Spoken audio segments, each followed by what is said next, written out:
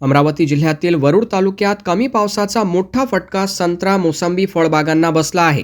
पाण्याअभावी मोठ्या प्रमाणात फळगळती झाल्याने शेतकऱ्यांचे आर्थिक गणित कोलमडले असून बागायतदार गंभीर आर्थिक संकटात सापडले आहेत।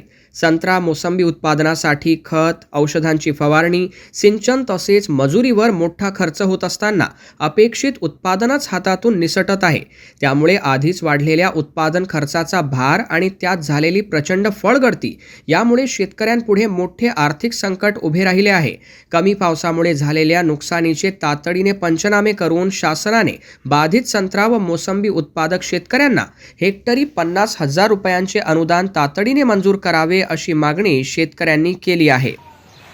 अमरावती जिल्हा तालुका वरुड येथून शेतकरी योगेश बुडना हे बोलत आहे आणि आमच्या परिसरात पाणी कमी झाल्याने